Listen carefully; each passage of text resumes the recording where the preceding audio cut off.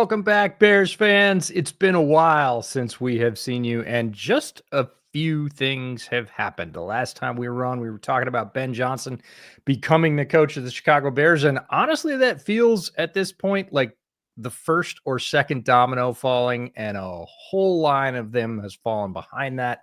And I don't know about you, Karen, but I'm feeling hopeful. And as a Chicago Bear fan, I'm not sure what I'm supposed to do with my hands at this point. Yeah, if you ask me, would I be positive going into kind of the end of free agency, going into the draft back in January? I would have said absolutely not, because there was no way. I thought A, we would get the coach that we both wanted, B, that we would get a coaching staff that we both wanted, C, getting an all-pro guard from the Kansas City Chiefs, and then getting some of the free agents that a lot of people kind of earmarked. That's just not how the Bears operate, but things seem to be different. Things seem to be very different at this point, and we are thrilled to be able to be coming to you with good tidings, happy news. It's a nice changeup for sure.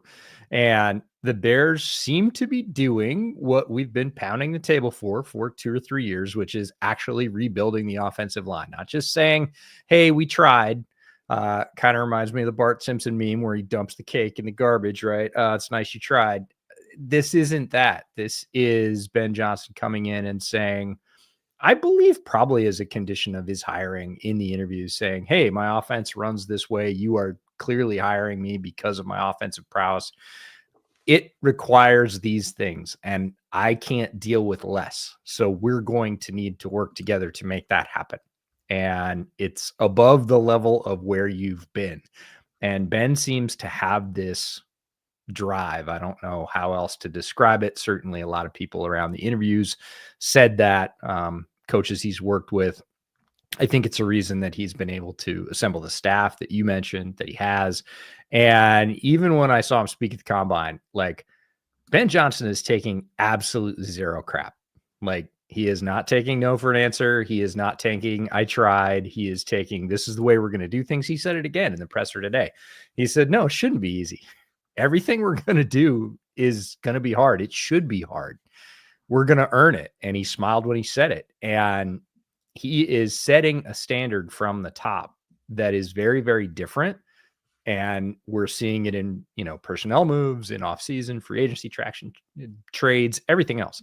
And I believe that's going to carry over. And that's probably what gives me the greatest hope. Yeah, absolutely. It's listening to the press conferences yesterday, listening to them today.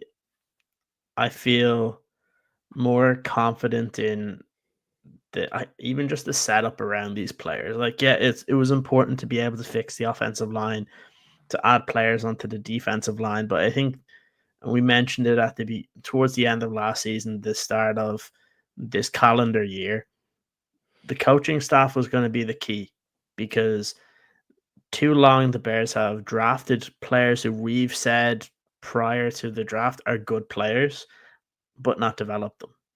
And you look at a coaching staff now, and I look at just the way Ben Johnson speaks, and there's like little snippets that you get, because look, over the 2 days he's probably spoken for a total of about 4.5 minutes.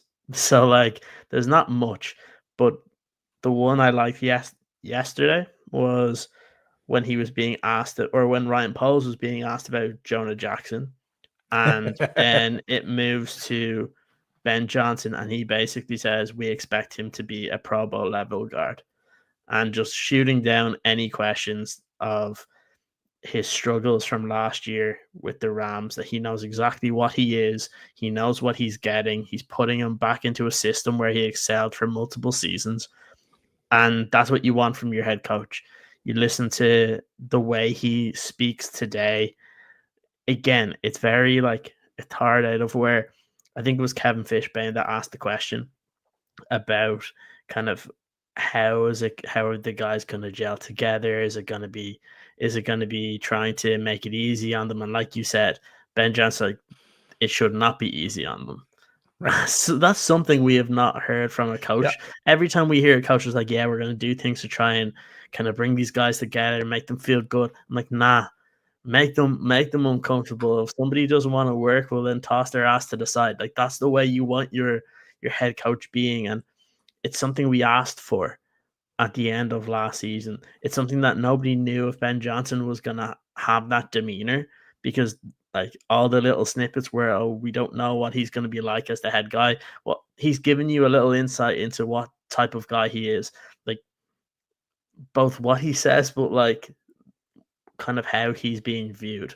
Like you just compare his introductory press conference to how he looked over the last 2 days. It's like he has been heavy into what he's trying to build here with this Yeah. football team.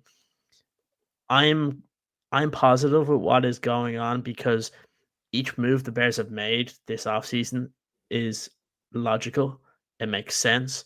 It's something that we would ask for. We wouldn't have expected the specific names that they've gotten, which is even more of a positive. But if you like what they've done in terms of their strategy and adding players in free agency, like you have to be positive when we head towards the draft because that's where you're going to get to add even more players. The fact that you've gotten all these guys in and you still are looking very nice when it comes to those first couple of rounds. I like the fact that Ben Johnson's already saying that he's getting him and his staff involved in the initial putting together the board with Ryan Poles' staff.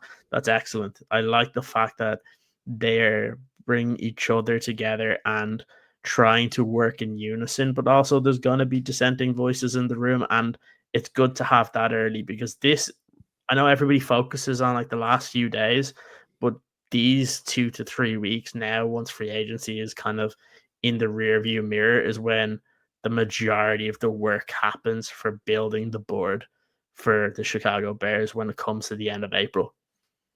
Yeah, I fully agree with that, and it is very refreshing to hear that unison is there. He was asked directly, Ben was asked directly at the press conference today how he feels about that relationship. His answer was pretty succinct. Basically said, "I feel great about it. Like, I feel real good about it." Next question. Like, I don't have any time and I don't have any worries, so I'm just gonna keep doing what I'm doing. Looks like the man's been working, that's for sure. Oh yeah. Yeah, and I'm sure he has. This is his shot. He has waited. He picked this on purpose. He wanted to be here, and he wants it to go right in a way that he is very focused on. And I would not want to be between him and his goal right now because I don't think that would be a comfortable place to be. And I love that out of my head coach. So um, let's talk about Tooney first because you talked a little bit about Jonah Jackson. I was excited and a little bit surprised to see that move. Again, a little bit of brilliance by Poles, and Poles deserves his flowers here because I'm sure Ben signed off on Jonah Jackson. He had him in Detroit. He knows him, but you still have the general manager calling the general manager of Los Angeles Rams and saying, "Hey, we're interested in this guy and we want to go get him." And I think some people look at the injury more so with Jackson. I look at the fact that trades before free agency really set up free agency. If they had not done the Jackson, and we'll talk about the Tooney move in a second, they would have been fighting over Will Freeze and Aaron Banks at the prices that were paid for them. And that is a very important piece of this free agency cycle. Interior offensive and defensive line is making bank, like absolute bank. And you would have been, driving that price up in the market. Instead, you can sit back and say, I believe we have superior players. And boy, those contracts don't look so bad now compared to what Will Freeze is making and everything else. So a bit of brilliance to get ahead of the market, get a player that the Bears are familiar with. But the Tooney thing, I think, is fascinating because we obviously, along with many, many others, we're pounding the table for Trey Smith. I've been, since I met him at OLM last summer, like, hey, this is the guy. I think in the back of our hearts and heads, we all kind of knew that he probably wouldn't get out of Kansas City. He is an ascending young player who basically does not have faults right now. And those players don't make it to the free market. He didn't. Everybody was disappointed, but here's the smart part of this. Poles used to work in that organization. He's familiar with Kansas City, and he knew you've already paid Creed. you're looking like trending towards committing a large amount of money to Trey Smith, and you should. He is a good, great young player. That's the kind of player that assets should go towards. You can't pay all three.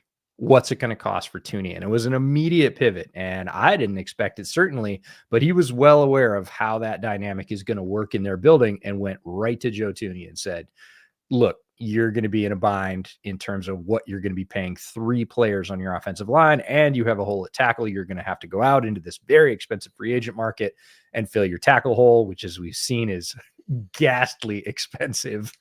Cough, cough, Dan Moore. Holy crap. And again, comes away with Jonah Jackson and Joe Tooney. And that's before free agency opens up. And then the most expected, worst kept secret in free agency, Drew Dalman, who everybody was drawing a line between the Bears and Dalman, as far as 5 weeks ago, happens and can happen, I would say, in a relaxed fashion. Nobody really cares about the contract because now you're just dropping the last piece into the line and you are set. You're setting yourself up not only for free agency, but also for the draft. You go into the draft without clear needs, which is the best way to go into the draft, because if you have clear needs and everybody else knows it too, they can jump over you, steal your pick. Now the Bears can go in and literally look at best player available as they see it, as Ben Johnson and his staff sees it. This was a great, great set of moves by Poles and Ben and Kevin and whoever else you think was involved. Like, this was a masterclass in keeping yourself out of a bind, which the Bears have not done for a long time. I'll just say that.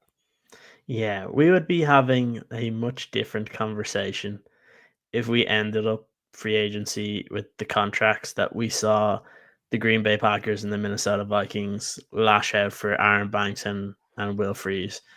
I was to kind of give a little bit of insight onto the Kansas City Chiefs ones, and I kind of, there's a couple of guys that are on the beat for Kansas City that I've either had on a podcast before, I've become good friends with, and kind of asked them at the time, like, how did this all come down?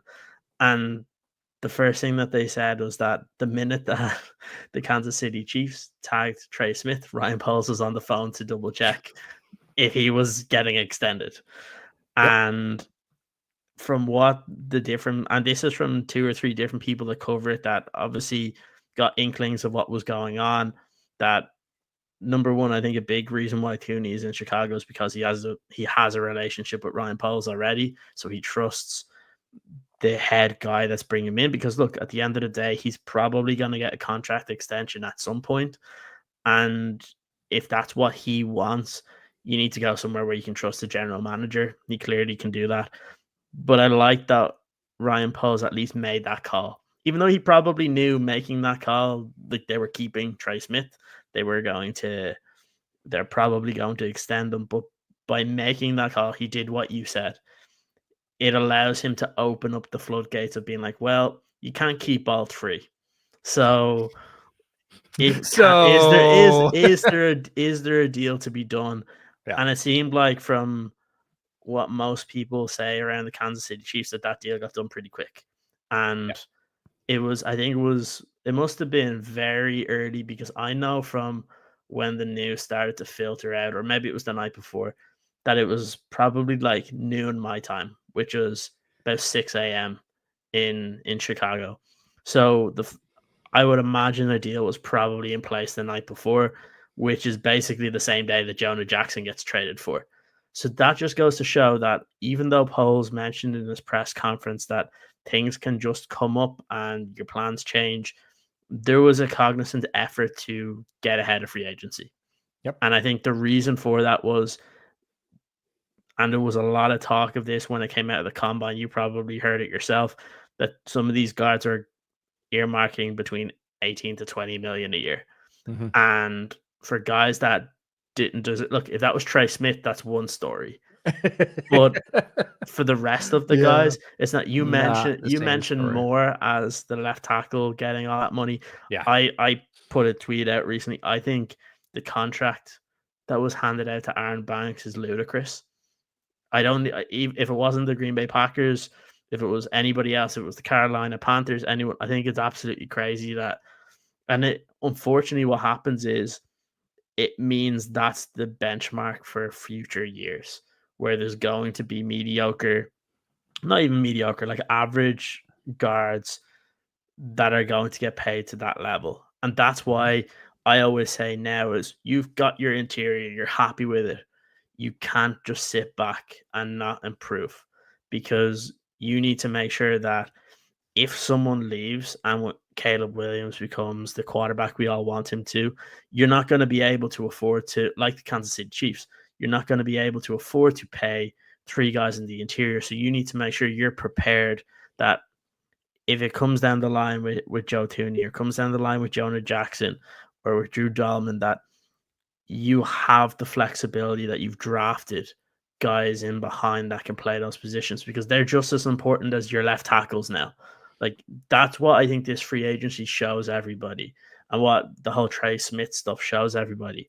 Interior guys are being rated at the same level as the tackles because they know pressure down the middle really affects quarterbacks. So I think it's a good thing for people to realize that it's not easy to find guards anymore. You have to pay very high for average ones. So when you get a good one, you stick with it. So the fact that Ryan Poles was able to maneuver prior to free agency and get two guys that have played at a Pro Bowl level before. And look, I don't think anybody's worried about Joe Thuney. He's done it his entire career. He went out to left tackle and played that in a pinch, and he was good there too. So I think the one thing that you have now is you stability on the interior, which is going to help guys like Darnell Wright to improve as well. Like, just think about the work ethic he's had beside him. Man, he had Nate Davis kind of showing him the ropes early on in his career. And I said this before. I feel bad for Darnell Wright because a lot of people have been like slating him and basically being like he's not as good as his draft position. But people forget that when he was in college, it was COVID. Like he didn't get an opportunity to develop in terms of off the field. And then he comes to the Bears and he hasn't had the right leaders beside him.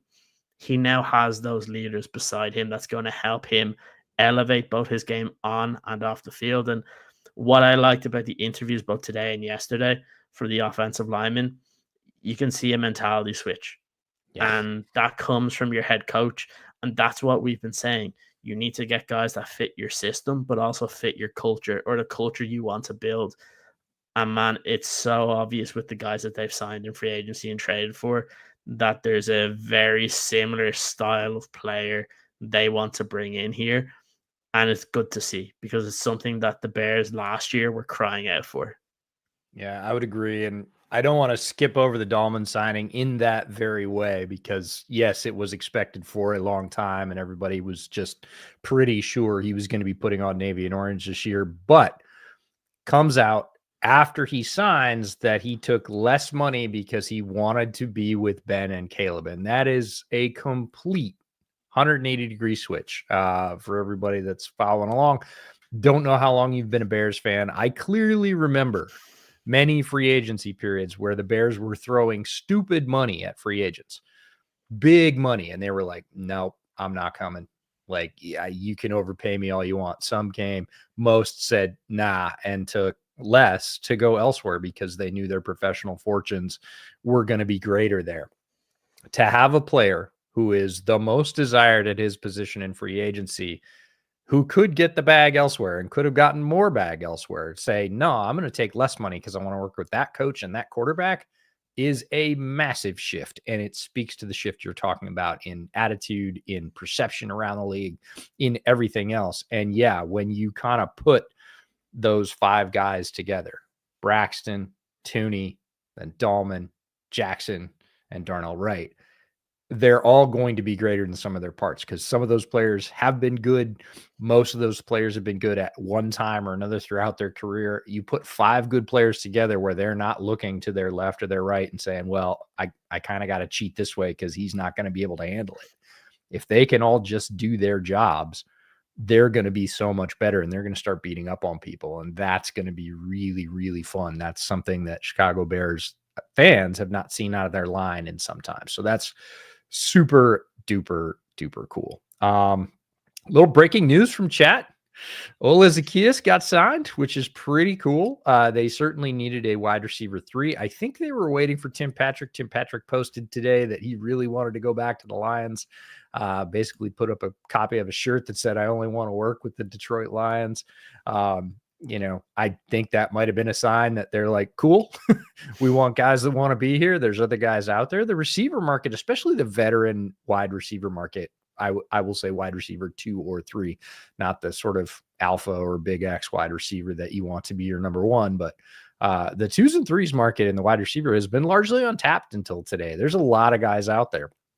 And a lot of guys I would have liked to see them add. I like Zacchaeus, to answer chat's question about how we like it. I think he is going to be a possession receiver, and that does not mean slot receiver.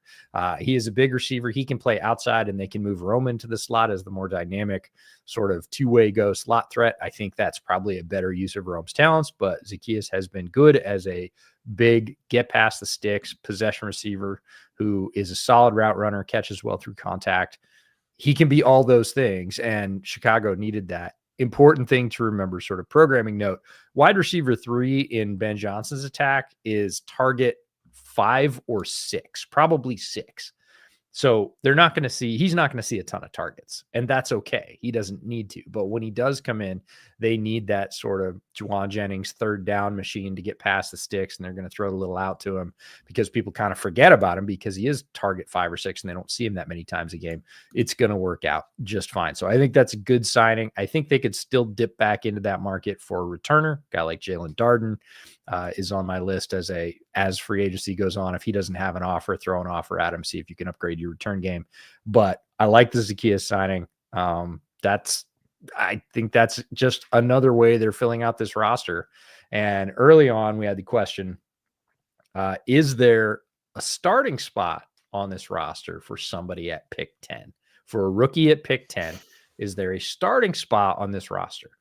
And it depends on what you call starting spot, right? If it's a 3 wide receiver set, wide receiver 3 would have been a starting spot. It's going to be tough to take over a veteran's position there.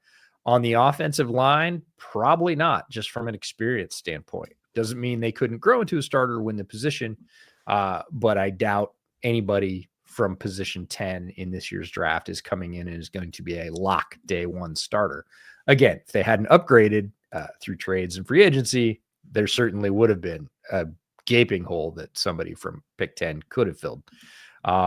Outside of that, I mean, I don't really think so. It would be something odd, like moving Tremaine Edmonds in a trade and picking Jahad Campbell and he's your day 1 starter, something like that. But as the roster stands right now, I don't think so, which is awesome. Yeah, there's not, because I put a tweet out probably about an hour ago because I was thinking about it in my head to try and think of like where can you see guys that are brought in day 1 and day 2, and where can they really battle for a position. And I was surprised that when kind of writing them all down that like there really isn't an obvious name, right? Like if you look on the offense, obviously it's Caleb Williams, DeAndre Swift, DJ Moore, Ramadunze, Cole Kmet, Braxton Jones, Joe Thuney, Drew Dalman, Jonah Jackson, and Darnell Wright. Like, you don't really have an in at any position there. Running back, potentially, right? Like, if possibly, like, I don't even like to say starter because Ben Johnson has never been someone to have a number 1 running back, right? Like, even prior to when David Montgomery and Jahmyr Gibbs were with Detroit, when DeAndre Swift was there, like, he wasn't the number 1 guy, like, but neither was anybody else. Like, he had usually 2 productive backs. So you can draft a guy, they'll get a lot of targets and they'll get a lot of playing time, but that doesn't mean that they're the starter. Like, even if they did go and take a running back in round 1 or round 2, like, they're not going to play like the majority of the snaps because that's not the way he works his system. So yeah, you could draft a running back, you could say they're a starter, but they're really not. They're just going to be a productive player within the offense. You look at the defense, Dio Dengbo, who they just spent a decent amount of money on. Whoever you want in terms of Javon Dexter or Grady Jarrett is probably your 3 tech. Then you have Andrew Billings, who's your nose. You have Montez Sweat, who's your other DN. Then you have Tremaine Edmonds and TJ Edwards. And then you're kind of, in terms of your DBs, you have Kyler Gordon will be your nickel, Jalen Johnson, your corner, Tyreek Stevenson, your other outside corner, then Kevin Byard and Jaquan Brisker. On the defense, I can make an argument for a couple of positions. Sure. Based on names, you would say no, but based on performance, you could probably say yes. Andrew Billings, performance-wise, it's not an option. But how's his health? Like if he's healthy and he's your starter. If it's not, well then you look at some of the guys in this draft, and there's a lot of guys that can play the nose and play pretty well. Like if you want to go for a Walter Nolan type player, that's fine with me. He would probably come in and start for you if Billings isn't fully healthy. You mentioned it in terms of linebacker, if they would want to do something there. But then the other two positions that I question is safety is one. I don't feel confident in Kevin Byard completely, but also I don't know where Jaquan Brisker is going to be. When you miss the majority of the season with a concussion, that worries me, because sure. Brisker is that type that's still going to hit as hard as he ever has. So I wouldn't be surprised if the Bears do take a safety. And then the elephant in the room is Tyreek Stevenson, because you're going to be in a position at number 10 where you're probably going to get to take the best corner in the draft if you want. So if it comes to that point and a cornerback is the best player on your board, I don't think you shy away from taking it, because I don't think anybody in their right mind can say with 100% certainty that Tyreek Stevenson should be starting for this team. Like, I think he fits in terms of what Dennis Allen wants, because I think the mentality that he looks for in his corners, Tyreek Stevenson has, but he's not proven that he deserves to be your starter yet. So he's going to have to do that. But like, when you look at it as a whole, it's going to be tough for whoever comes in at 10, whoever comes in at 39, or whoever comes in at 41 to be your out and out starter. But every single one of them should at least be your premier kind of, when somebody comes out for a decent amount of snaps, that they're the first ones in. Like if you get an edge rusher, right, let's say at 10, I don't care who it is. I like guys like Michael Williams and stuff. I don't know if they're going to be worth it at 10, but we'll see. There's so many different options there, and I've kind of mentioned that I think the teams are going to value these guys in so many different ways. It's going to be crazy. But if you go edge rusher, whether it be in the second round or the first round, the way you've brought in kind of Dio Adengbo, like he can play inside if he needs to, he can play outside if you want to play him on the inside, and also have like a Grady Jarrett, and then you have your draft pick as kind of that specialist edge rusher at the start of their kind of rookie season to like let them kind of acclimatize to the NFL.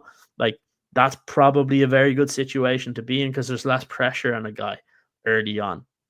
And then I think one thing that Ryan Pohl said is you can't have enough edge rushers. You can't have enough pressure. You need waves of them. And when he said that, my ears perked up, because I'm like, there's no way in hell he's saying that and not targeting either an interior rusher or someone off the edge, because they don't have enough behind them. You have probably Austin Booker, and that's about it. So I would be very surprised if in those first 3 picks you don't see either a penetrating defensive tackle that they can bring in, which I don't know if they will because of the Grady Jarrett signing, but I would be shocked if they don't bring in an edge rusher, because I think that that's one where, okay, it's not like a starter on paper, but in terms of the snap count, it'll be like they're a starter. And I think that's probably the position. I don't think there's a lot on offense. I just think on offense, they need more depth, because really you're looking at running back. You need the second option with DeAndre Swift, because I don't know if it'll be Roshan, because when you, again, similar to Brisker, when you've had multiple concussions, that worries me, especially with his play style. The offensive line, you need a lot of depth there, which we don't have right now. You mentioned with what wide receiver, you need more bodies there. You have 3 right now, including the what they've just signed now, you still are going to need more. I'd be shocked if they don't make another kind of 1-year deal here or there. But I wouldn't be surprised to see them bring in a couple of guys, even if it's UDFAs, to see can they get lightning in the bottle from somebody who just fits a system. Like when I don't know if you agree, EJ, but I don't see Ben Johnson's offense in the same way you see in other coaches one in terms of what that number 3 or number 4 receiver is. I look at from kind of your third receiver to kind of like your 6th guy on the roster that he uses guys in specific roles. So you might have the speedster type where it's to create separation and it might actually help some of the other guys. But he also has a specific player that is dominant in the red zone. Then you have somebody that's a bigger body guy that when you want to play like the likes of, I don't know, if you want like DJ Moore on one side, you want a big body receiver, you put Cole Kmet in, maybe you have another tight end in there to go for a bigger package. I don't know how many times the coach has to say this before people will realize it, but he wants to show different looks all the time. So you're going to have different combinations of receivers. So at the end of the day, I would be surprised if the final 3 or 4 roster spots at wide receiver have even something remotely close to what you see in the first 3 guys. And that's a good thing. It is. It's a Swiss Army knife sort of package. And the draft is fascinating. And obviously a lot of folks are interested in the draft, and that's why they're here. And we're both interested in the draft as well. So 10 is a fascinating spot for a bunch of reasons. Some are within the Bears' control, what they've done with their roster and how they've set it up. And some of them are out of the Bears' control, like the fact that 10 is the last salary controlled spot. So if you get drafted at number 10, you get paid a certain amount. It doesn't matter what your position is. You are automatically paid the number 10 slot. And depending on your position, if it's a lesser valued position like safety, and I bring this up because I too think safety is a position they're going to go for. I wouldn't do it at 10 because you're making that safety one of the higher paid safeties in the league automatically. So they would have to be a starter, sort of by need and value. Now, there are players there that I would consider from just a pure, fit and talent standpoint. From a financial standpoint, I don't think I would go safety. Same goes for tight end. Tight end is like he's going to be in the middle. He's going to be about 14th or 15th highest paid tight end, which, look, if Tyler Warren is your guy and he becomes, awesome, that's not a bad price tag for Tyler Warren. Running back, it's challenging. Again, the running back market's gone up, but the haves have it. We've seen a lot of guys get signed for $3 million, $1 million, whatever. If you draft a running back at 10, he's getting paid substantially more than that. So again, he's probably got to take the starter's share. There are guys that I think are talented enough to do that in this draft, a couple of them for sure. But again, that's pressure. So the Bears have these needs because of the way they've set their roster. Running back, either RB1, depending on who you pick, or RB2. Tight end, again, could be tight end 1, could be tight end 2, but with the money they have tied up in Cole Kmet, it's not probably going to be tight end 1 this year. And again, that sets you up for succession. That's okay. And safety, like 3 positions that, are not premium positions, and you're going to have a pretty high price tag if you pick them at 10. Now, speaking of high price tags, the other thing is good teams like Philadelphia, who we just saw win the Super Bowl, are a year ahead in personnel. They know who's coming up as free agents next year, and they're avoiding that. They're staying out of this bidding war that they're going to get into. Oh, we need a left tackle and we need to get him on the free agent market is like the worst thing you can ever hear your front office say. Braxton Jones is a free agent next year if they don't extend him. If he stays upright and plays even decently this year, and all signs point to the fact that he will, he's making $24 million a year minimum next year. Minimum. So you're going to have to sign him and say, we want him for multiple years at that and increasing, or at 10, if there's a guy you like, just financially, not that you want him to come in and be the starter. I truly think Braxton is the starter for this team at left tackle this year outside of injury. But do you pick a guy if Membu is there and they look at his tools and they say, we like that, we want him to be our third tackle, which the Bears desperately need, because I don't think anybody thinks it's Kieran. Like you or Me? the other one. You or the other one. After his start last year, he's got a lot of work to do. Maybe the new staff finds a way to trim him out, and they truly believe that he can be OT3. I don't believe that right now. I think he can be a fine guard. Put him in the guard rotation. Let him learn behind Tooney and Jackson. He can be, again, a replacement for when those guys age out or price out. But that leaves you with a big hole at tackle.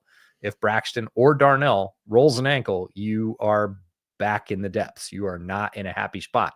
So that and the combination of 10 and where 10 sets up salary wise compared to this crazy free agent market that we're currently witnessing, like I'm not a huge believer in this tackle class, and I don't necessarily love tackle at 10, but I'll tell you what I really don't love, and that's Dan Moore at $82 million. Like that's worse. So it's all going to come down to how this staff sees it, whether or not they're using that asset right now as a starter. Like if you're asking me who the best football player is, that's a very different conversation than who they might take.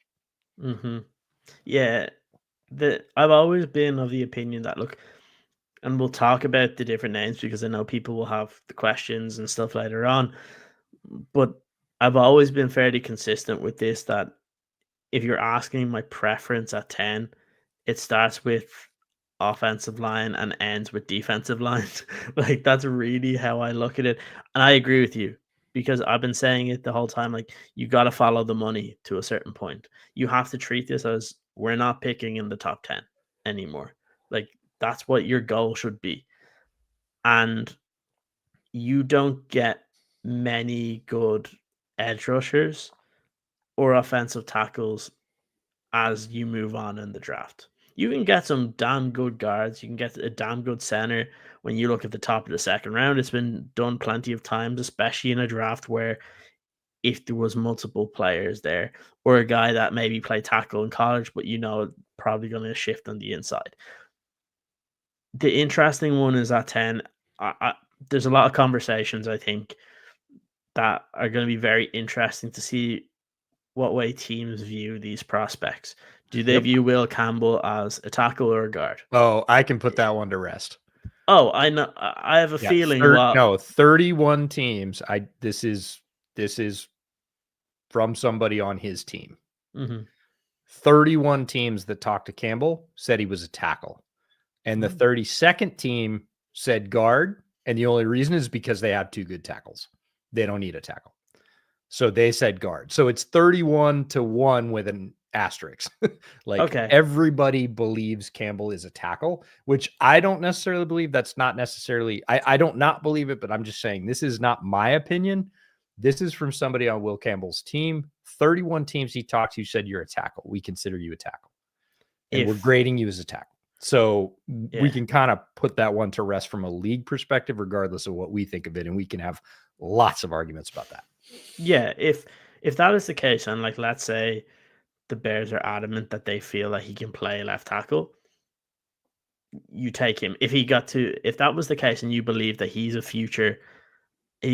a future at left tackle for you, and you think he can be a stalwart that position, I'm even okay them trying to go and getting him if it fell close to where you were at 10, because I'm always of the opinion that if you think there's going to be a difference maker on the offensive line, sometimes it's worth it to go and get them. So that's one, if they believe that he is a potential left tackle that can take over from Braxton Jones and maybe in the interim can just be that kind of Swiss Army knife to where he can play wherever, because we always say the offensive line you have in week 1 will not be the offensive line you have in week 17. So Ben said the same thing at the combine. We need to build a bullpen. 9 guys are going to play. We don't need a best 5. We need our best 5 to start, but we can't stop there. And I love that answer because, again, Chicago's approach for the last 2 to 3 years has been this veneer of well, if the starters are healthy, we're great. And you're like, and if they get hurt, what happens? And Ben likes to bring in the extra offensive linemen as well. Yes, you saw that a bunch in Detroit. So if you drafted Will Campbell, even if Braxton Jones is fully healthy, you're still going to see Will Campbell every single week. You're going to see him be able to develop and not have to like be forced in straight away as a rookie to play left tackle, because that is tough. Like you can have a guy come in, look, if somebody goes down in training camp for a week or so, it's not a big deal. He gets the reps then. Like I said, if it got to 7 or 8 and you could move to going and get him, if you believe that he's your future there, I'm fine with doing that, because I feel like that's going to be an important position, because I am not of the opinion of paying Braxton Jones $24 million a year. I would much prefer something else. The other question is then, how do people view Membu? Do they view him as primarily a right tackle because he played there in college? I know there's a lot of people that say he played there out of necessity.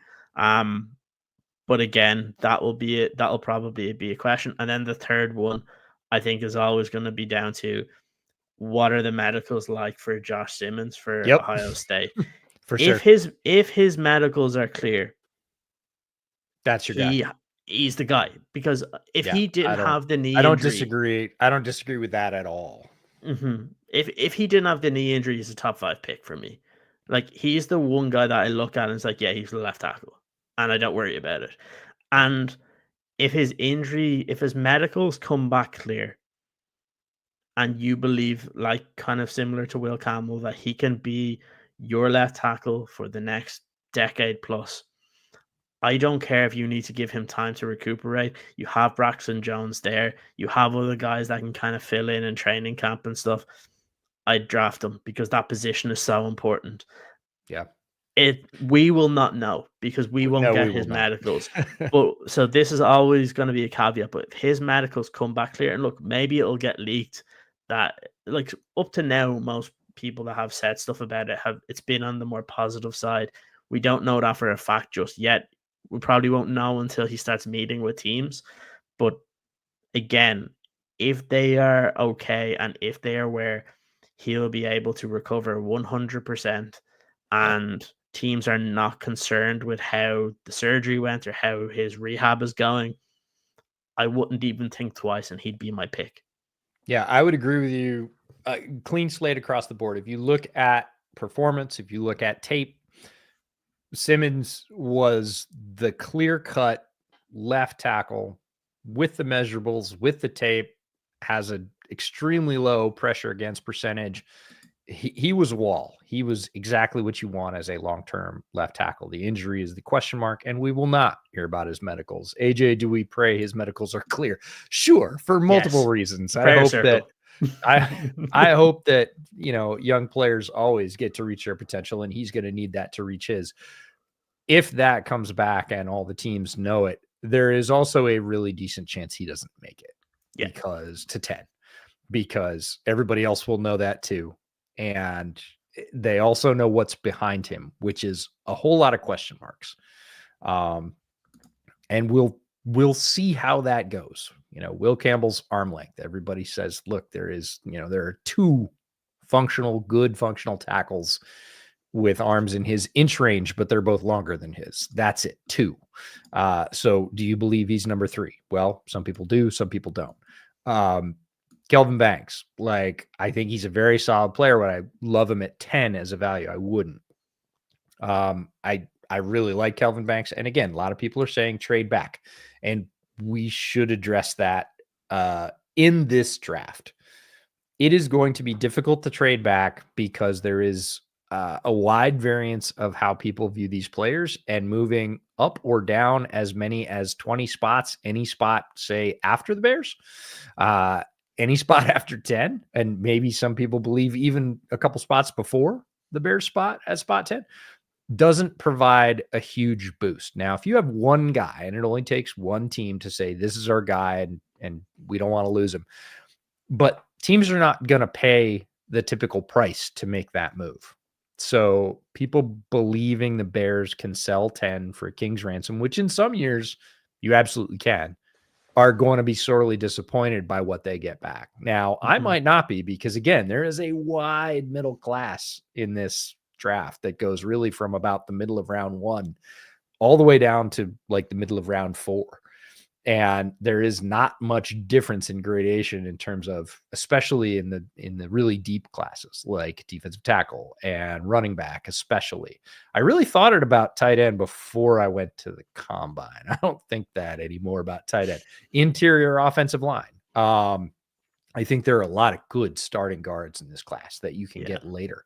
If the Bears want to reinforce guard and say Jonas Avainea is there at their pick in the 70s at 72, I would snap that guy up in a heartbeat. I believe that guy is a starting guard all day long in the NFL. I do not think it is a backhanded compliment. It is not. He can't play tackle. He could be just like Tooney. He could play tackle in a pinch. He has extensive experience at both right and left tackle, which is awesome. But seeing that guy in person 15 feet away at the combine, that guy is a starting guard in this league and will be for 7 or 8 years. Like, he is an absolute beast. And I absolutely love him, if you can't tell from the tone of my voice. But he's not the only one. There are a lot of players I think can be starting guards. There are not a lot of players that I think can be starting tackles, especially starting left tackles, and not early. Simmons, again, if he's going to be healed, is the one. Then it's probably Membu because of his physical tools. I'm not 100%, as you can tell. Campbell would probably be my next target, then Josh Connerly. Again, these are all guys that I'm not taking at 10, right? I'm not thrilled about that because I'm not in a pinch. I am starting Braxton Jones. I'm pretty happy about it. But in terms of value, in terms of, hey, this is our succession plan, we don't think we want to pay Braxton 24, 25 million, even if he plays really well. We want to have somebody in line. You better have somebody with a year of seasoning because, as you said, rookie left tackle in the NFL is rugged. One of the offensive line coaches in the NFL said a couple of years ago, there's a werewolf across from you every week.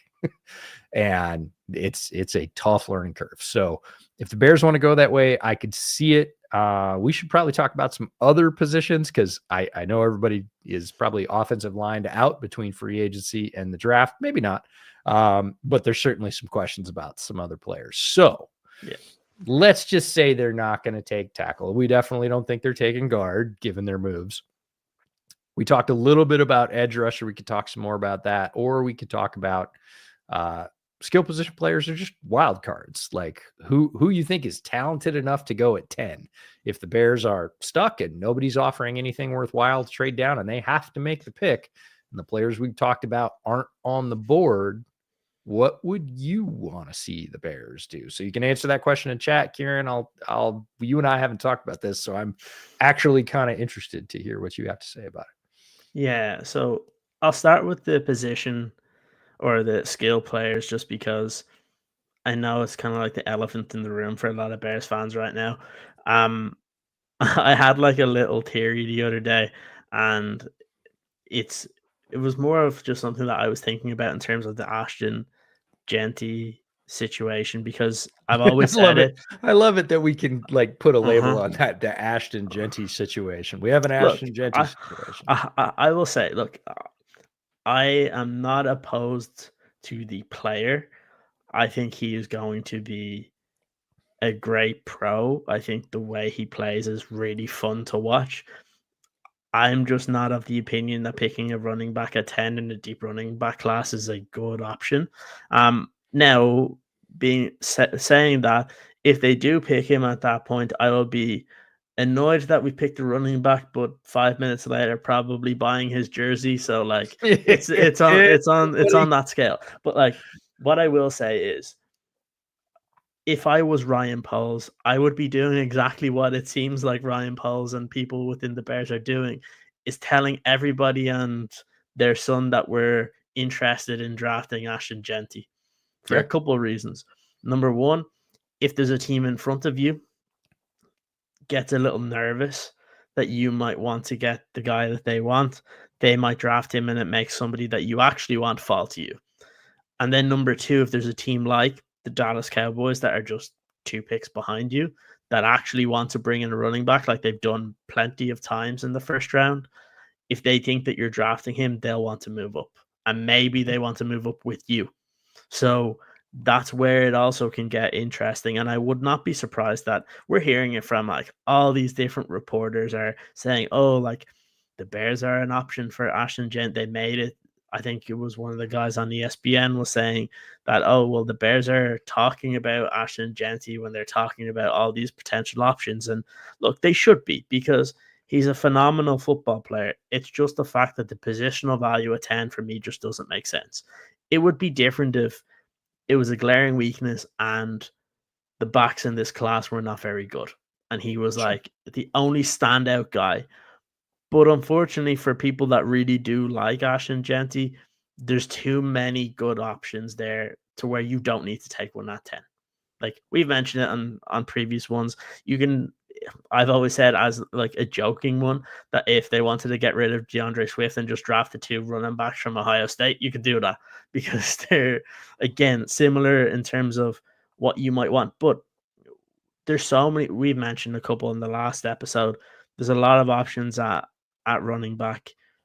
Again, if the Bears decide that they want to go in that direction, and look, I can see the rationale behind it in terms of for the offense, right? Because Ben Johnson does like a heavy run attack, and he bases his passing game off of the rushing attack. The Bears need to improve on that. They just spent a lot on the interior of the offensive line. So if they drafted Ashton Jeanty, would I be surprised? No, because the talent is worthy of the 10th pick, but the positional value for me is not. And that's where that's where I'm at in terms of him, and why I don't believe that that's going to be the best option for the Bears moving forward.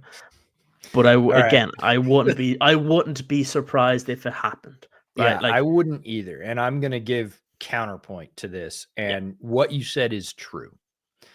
It is an incredibly deep running back class. Everybody that follows my work knows that I love running backs. I'm in hog heaven. I posted the Scrooge McDuck gift the other day, and I was like, let's go. This is such a joy for me to scout this running back class, because you're at pick 100, you're at pick 150, you're at pick 170. You're still finding running backs who could start and play well in this league.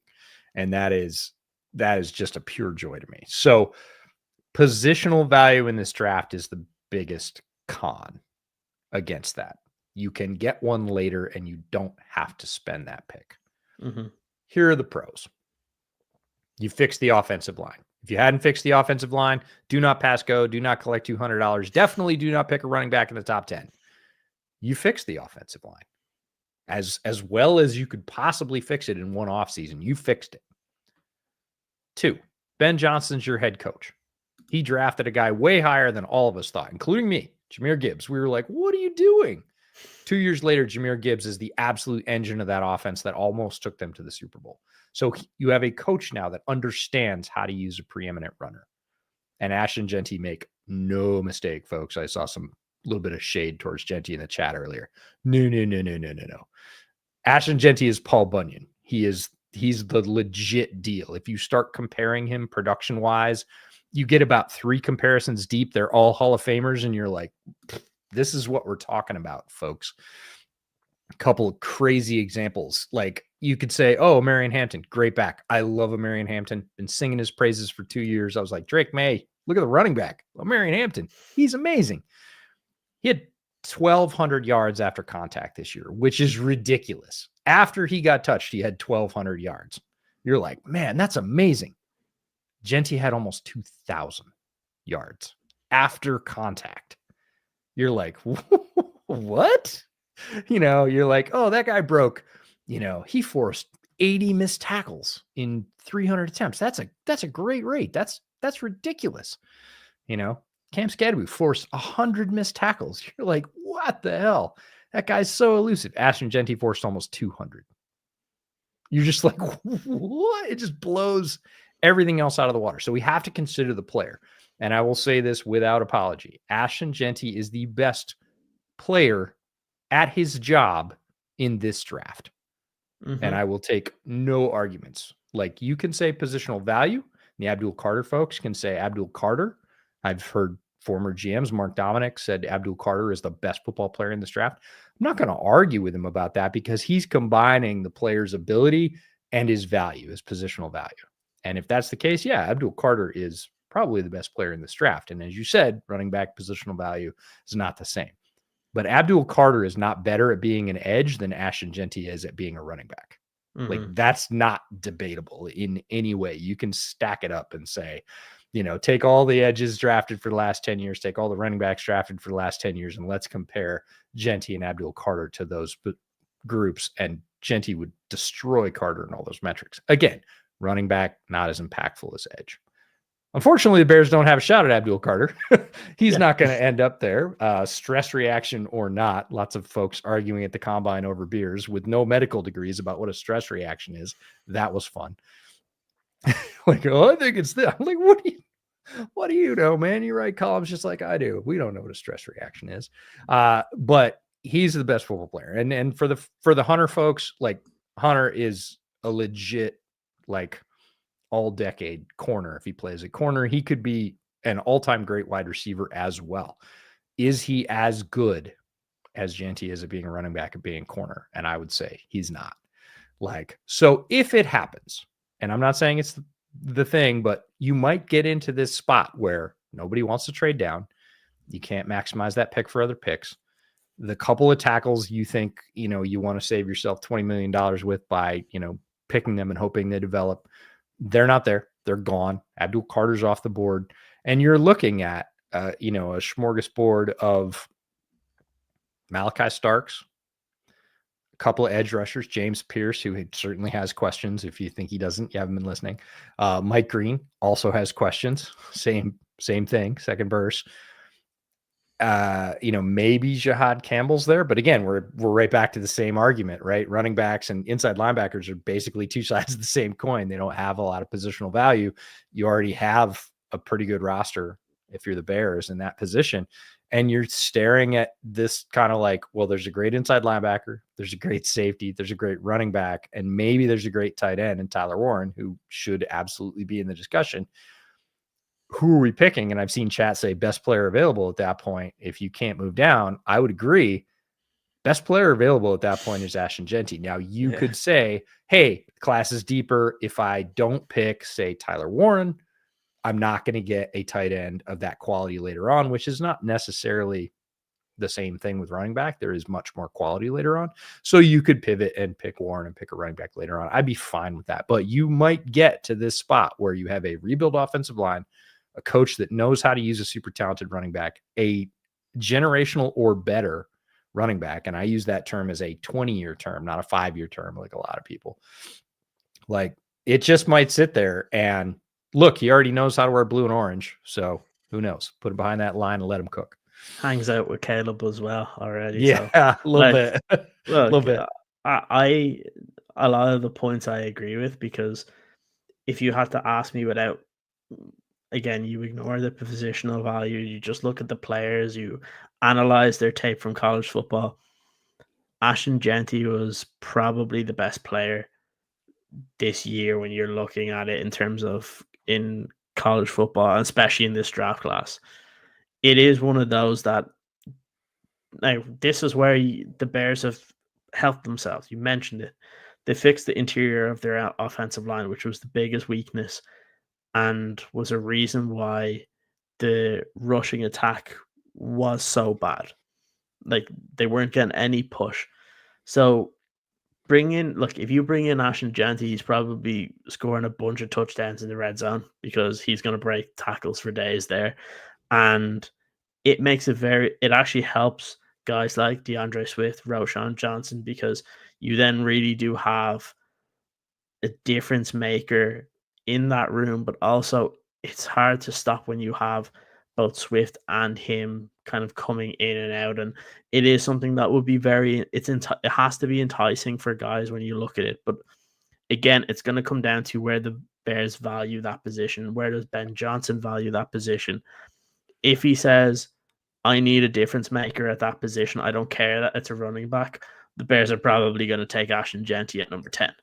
Now, you mentioned the other skill position player that, if I had to rank of the two of who's more likely, Tyler Warren is a guy that you look at and the people that say that he's not worth the 10th pick piss me off because he is. Because you just have to look. I see it. I've seen it on social media for the past like 2 weeks. I'm They're like, I going don't. with positional value. I understand it. And people do that. They just see the label first of RB No, or TE and they go, that's it. And you it's want like, me to no, piss you off right now? I've feel seen. free. I just for a bit of fun earlier. I just posted a GIF of Tyler Warren, and there was 3 or 4 people that said Loveland was a better tight end than Tyler Warren. And Loveland is a Loveland is a great player. I will say right now, Loveland is a power slot. Like mhm, Colston Loveland is a power slot, and that is not again a backhanded compliment. He is really, really good at it. And for everybody that says he's not, go back and watch last year's film.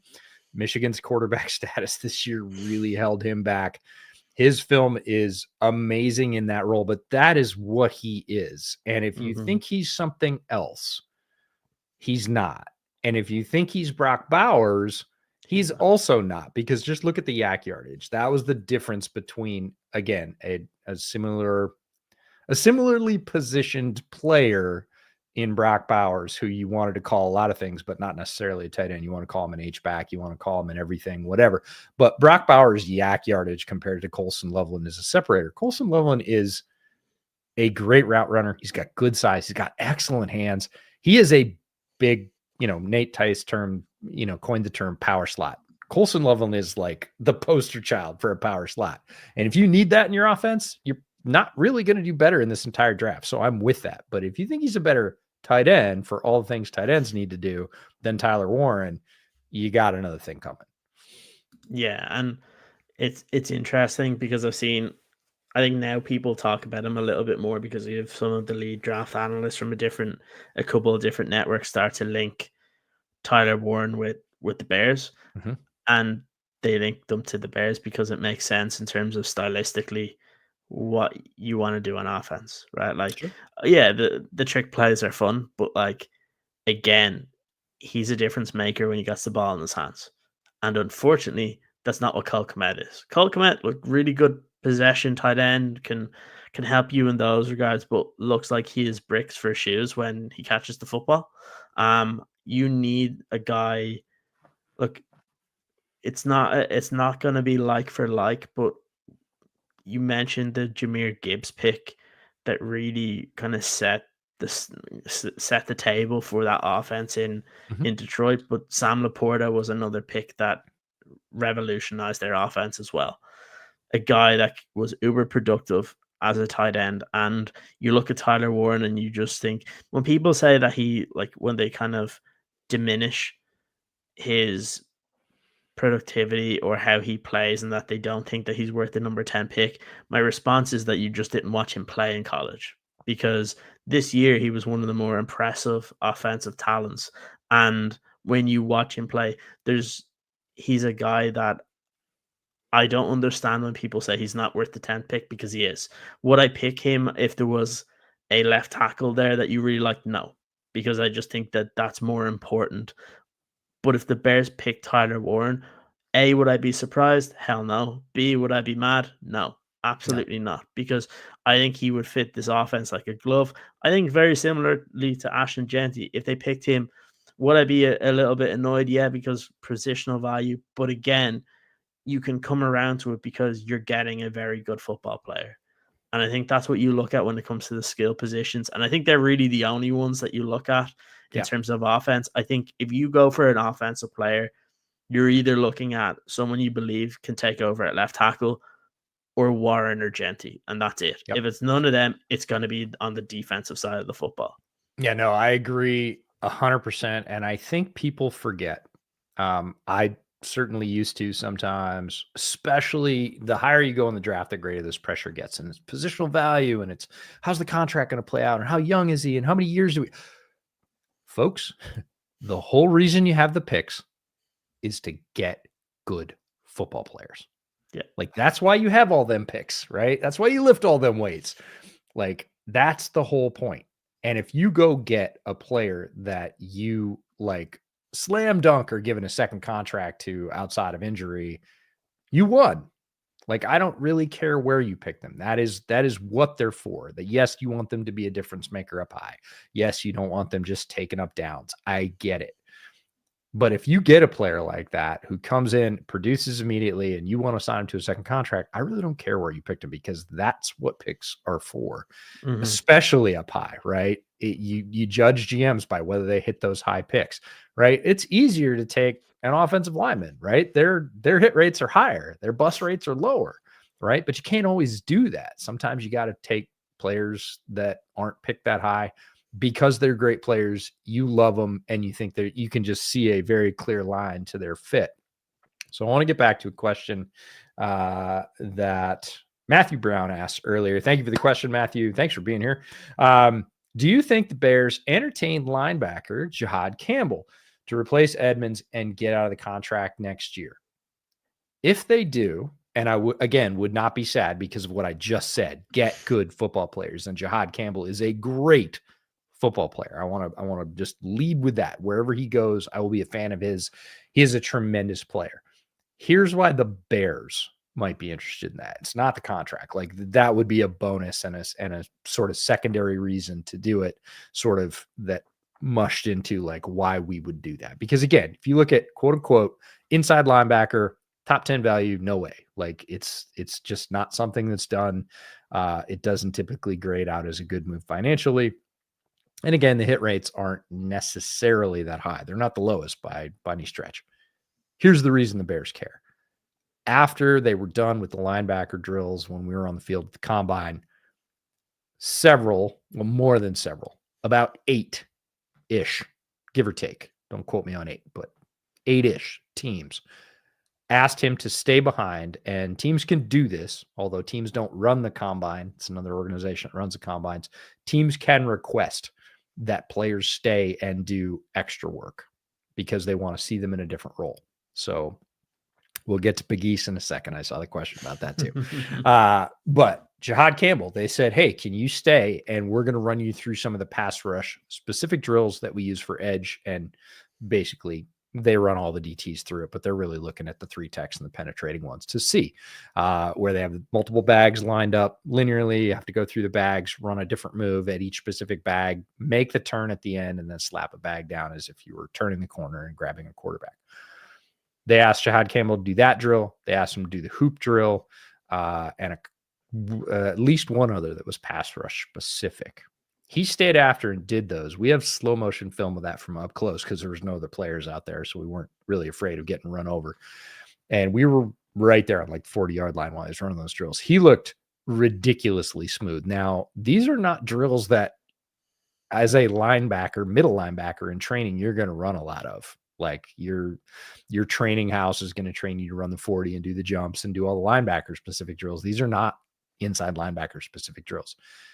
He looked like he's got either he's a natural or he had a good amount of experience doing it, because he looked great in those drills. Not like good, like super fluid, explosive, all the things you want to see. Got his hips low, turning the corner, exploded the quarterback, all the things you want to see. If you've got a guy that you can put on the edge as a 5th rusher, like he plays, downs 1 and 2 on the inside, can cover tight ends, has that kind of speed, the hip fluidity, absolutely is going to come down and close gaps on running backs in a, decisive fashion. And then you can slide him to the edge as a wide 9 rusher, and he has that kind of ability. All of a sudden, your value proposition at quote unquote inside linebacker at 10 goes out the window. You're getting a situational edge rusher that you can throw in a NASCAR package. I don't think there's any other inside linebackers in this class that have that. And he does, along with everything else. So if the Bears are interested in Jihad Campbell, that's why. If they take him at 10, look, the world's going to be on fire. You took an inside linebacker at 10 in Ben Johnson's first draft. Look, I get it. People are going to be super upset. Jihad Campbell is a good football player, and people are going to see that over time. It'll play out in the contract. It'll play out in the pass rushing. It'll play out in the fact that he basically never comes off the field. So yes, maybe. He's an interesting one as well, because as you talk about that, you just kind of envision some of the defenses with the New Orleans Saints and what Dennis Allen likes that he Mario likes that. Davis. Yeah, that's the Yep. first name that kind of comes out, and Yep. you look at these athletic kind of freaks at that they can be the off-ball linebackers if you want, but in a pinch can move up and can be extremely productive for you. And I always think when it's a guy that is as athletic as Campbell is, like if his role is that kind of duo role, like I don't have a problem if you're taking if you're looking at him as he's just a different level of Yeah. player. Like And one it thing I'll say is that the inside linebacker depth in this draft class and the running back depth in this draft class could very not be more different. different. Could not be more different. There are a handful, probably not even a full handful of guys at the top that if you're going to play him as an every down inside linebacker, you can be pretty comfortable with. Other than that, you are looking at very specific role players quickly. I mean, I'm talking at like the 4th or the 5th, no matter who you have rated there. I don't really care. And if you need a pass coverage linebacker, a lot of the names that people are throwing out there are, boy, there's no way to sugarcoat it. Horrendous in pass coverage. Mhm. And so again, that's going to push the value up. If somebody needs an inside linebacker, again, the Bears don't in their current situation. But if they're having that vision and they're trying to do that thing that good organizations do and reload a year ahead, get ahead of the contract, get themselves some extra capability, get themselves a very good backup because they don't have very good backups right now at linebacker with Sanborn leaving. So I could see it. 10 is going to make people's heads explode. I fully understand it until they see Jihad Campbell play. And then they're going to be like, damn, that's a football player right there. Yeah, like people will lose their minds, but then I look at it as, and look, it's always draft weekend that people lose their minds, and then suddenly rookie minicamp and OTAs happen, and you don't actually give a shit where guys were drafted. They just need to perform, They just need to play. and Yep. and that's really it. Like that's what you look at when, and especially you mentioned it, Jack Sanborn's gone. You brought in a bigger defensive end that's probably going to be playing the early downs. If you have a guy like that can come up, that if you want to do a heavy package in terms of maybe it's Javon, maybe it's Grady Jarrett, maybe it's Dio that goes on the inside, and you want an athletic freak out on the outside that they don't actually know if he's gonna rush the passer or will he drop into coverage. Like those are things that, again, question you have to ask questions of the offense and confuse them. It's what it's funny. It's what Minnesota do all the time, Yeah. and you see it with guys like Van Ginkel, right? Like Yep. sometimes you think he's coming up some, and then he doesn't. Like you could use Campbell in that way, but he's going to be an enticing prospect. He's going to be one of those that when it gets past the Bears at 10 and they don't pick him, you're hoping that someone in the division doesn't pick him, because Yeah. 100%. he's one of those players that you're like, oh please, like Yeah. I'd be terrified if he went to like Detroit or Yeah. like I'd be like, oh, Yeah, Detroit this is doesn't really need problems. him because they just invested in Campbell again up high to, Yeah. relatively up high with an inside linebacker. He's been healthy. He's been very good. So they kind of paid that pick off. Could they take him as the other one? Well, they just re-signed Derek Barnes as the other one for Mm-hmm. fairly big money. So probably not. So he maybe doesn't fit there. You think a guy You think the DC in Minnesota doesn't want that guy? Holy crap, would he have some fun with him? The He would trade Packers would all of love his him as draft well. picks for next year. Yeah, If he exactly. could. If you let him, which is why you don't. But no, Yeah. Jihad Campbell is a fascinating player. One of the players I studied fairly early in the inside linebacker class, and I was just like, damn, I don't think people are putting the right amount of respect on his name. Like he is that level player. Being at the combine can either do one or two things for you. It can confirm your suspicions about what you've seen on tape, or it can make you have questions that you're going to go back to the tape with. With Campbell, it was just check, check, check, check. Like he moves like I thought he did. I do laugh when I see people putting him in the second round. Like It's it's look, funny. because of positional value, it could happen. Is he a first round talent in this draft? 100% he is. I will die on that particular hill. I get it if he goes high in the second round, just because people are so, in a lather about, God, we have to have an edge or we have to have a left tackle. People always panic in the first round. This. It won't be quarterbacks this year. There'll be max a couple. 3 would be my absolute max, and I would say that's too many. But like, I would say it's 3 too many. I wouldn't. I actually like Ward, but look, teams will always do this, and they'll always think, hey, I can get the linebacker later. Is Jahad Campbell worthy of a first round pick, and will he play to that status immediately in this league? I believe he will. So we'll just skip off of that. But what else you got? I think we hit most of what Chad has. Matthew Brown says Loveland more like Isaiah Likely. He's better than Likely. He is like Isaiah Likely in one specific way that I was reminded of as I was watching film, because I thought of the same comp.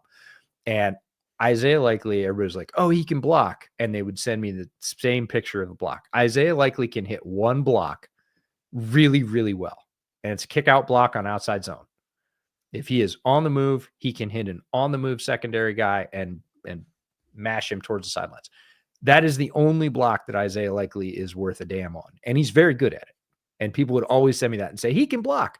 When you say a guy can block, I don't care whether it's a lineman or a tight end or running back for that matter, it can't be one thing, right? They can't have one block they can hit. And Colson Loveland's the same way, but it's a different block.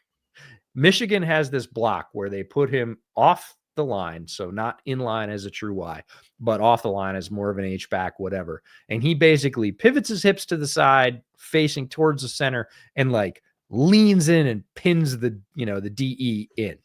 He just leans on him and basically mashes him into the, right or left tackle. And he's pretty good at that block. Like, he's effective. That guy doesn't particularly go in there. Like, he's got it down. He gets a nice wide base. He pivots his hips and he just kind of leans in and smashes that guy into the pile. He's really good at that. He tries really hard on other blocks, but the body position he ends up in is not what you want to see on film on Tuesday.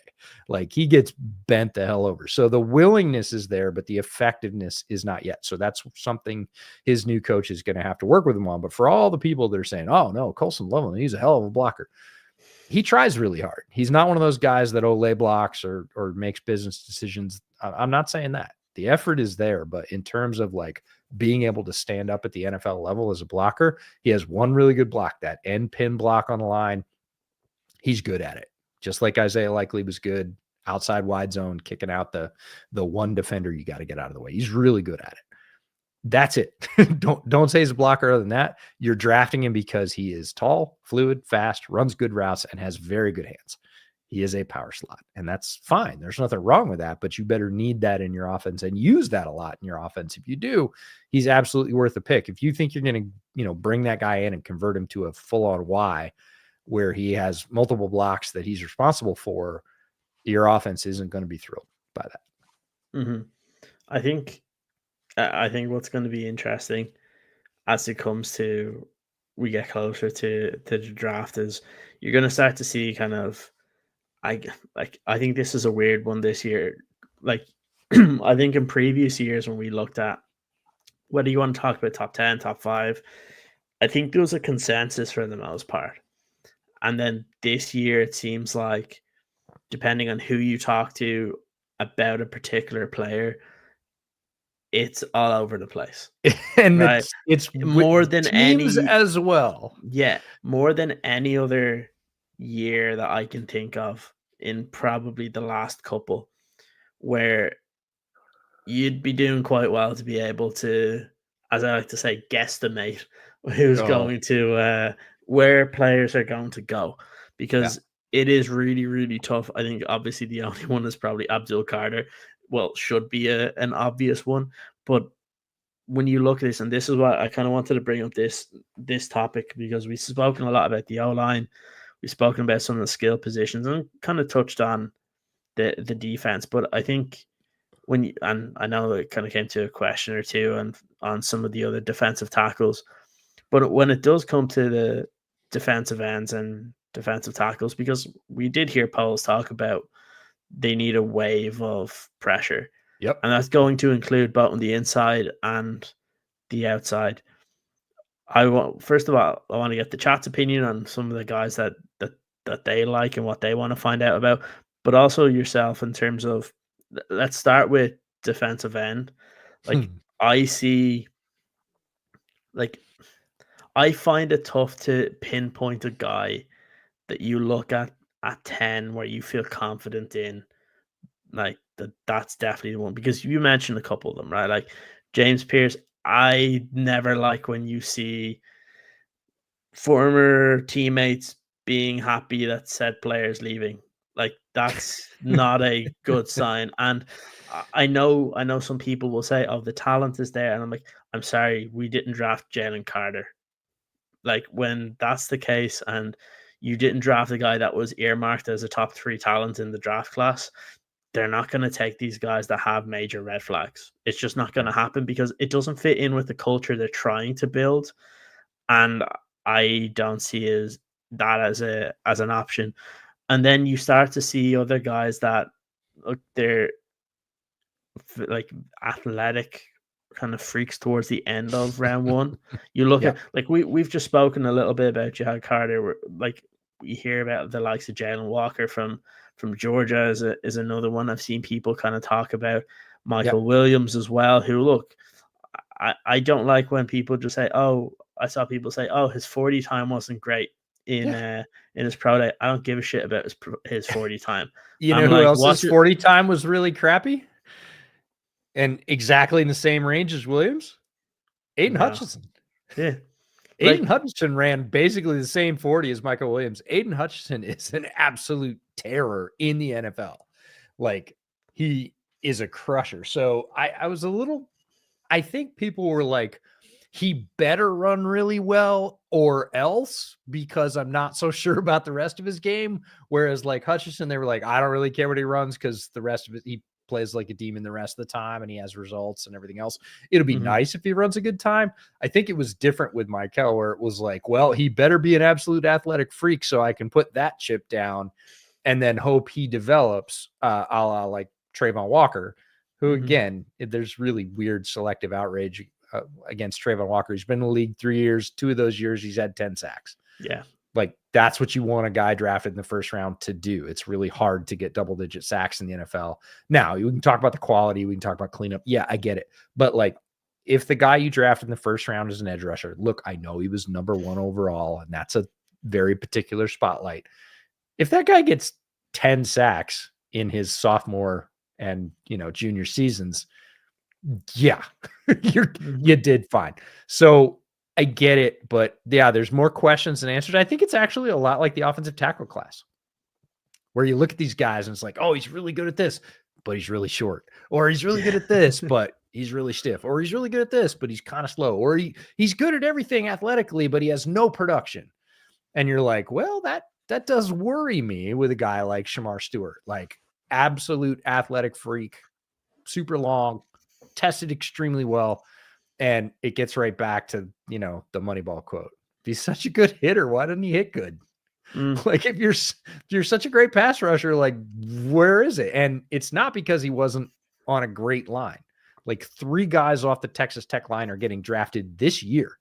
mhm, Like, or sorry, A&M line. yeah, He's got 3 guys on his line. He's got Shamar Stewart, Shamar Turner, and Nick Skirton, who are all getting drafted fairly high this mhm, year. It's not like he didn't have, like he took all the pressure every week and that's why he got shut down, is because it was like constant double teams. That's not the answer. So what's the answer? And that's what teams are going to have to answer for themselves. So as you go through, like Mike Green, we talked about, James Pierce, we talked about, and I never, there's a lot of smoke around both of those guys in terms of, I don't really want to talk about character stuff because I've not talked to either one of them directly. And even if I had, I don't doubt we would have gotten into that. Now there's mhm, reports from teams and whatever else. One thing I can tell you is James Pierce forgot his shirt with the tracking pucks in it in his hotel room. That's why he ran in a hoodie. Everybody's like, why do you run in a hoodie? Is he, anti, whatever the logo is, or he doesn't want to be tracked, or no, like he literally forgot his shirt with his pucks in his hotel room. That was confirmed by his trainers. And I'm like, Okay, not great. I mean, it happens. We all forget stuff, but it's the biggest job interview of your life. And he ran a great time. He ran 4.4, like at his size, which is ridiculous. I was right next to him when he did it. Guy was flat out flying at his size. But, there's a bunch of murmurs. Now, is that people trying to move him down the board? Could be, which is why I don't really report stuff outside of that about, oh, he's this or he's that. Never talked to the guy. I haven't talked to his coaches. I don't know. Right? That can all be there. But even just on tape, is he a absolute lock at 10 for me? No way. Donovan Izraku, I like him. BC Edge, I like him. I'll love him. Is he going to be a good player? I think he probably is. Am I oh yeah, got to get him at 10 because if you don't, blah, blah, blah. Nope. Then you go to Michael Williams, who we talked about, Shamar Stewart, who we talked about, Nick Skirton. I like Nick Skirton. I think he's a good player. He's a good player, right? And good edges go in the first round, probably later in the first round for Nick Skirton. Landon Jackson, everybody's saying, oh, DA would love him. He's super athletic, he's definitely super athletic. I was right next to him for his vertical jump and that, and his broad jump and everything else. That guy's an athletic freak.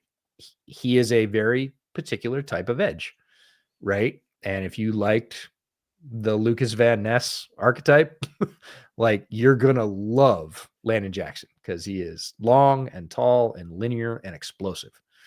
And if that's your thing, cool. He's good at that. Princely from Ole Miss has all the physical gifts. I don't necessarily love his tape. If you deeply trust your edge coach or your pass rush coach or your O-line or your D-line coach or whoever's working with him, I would take a swing on Princely again at 10.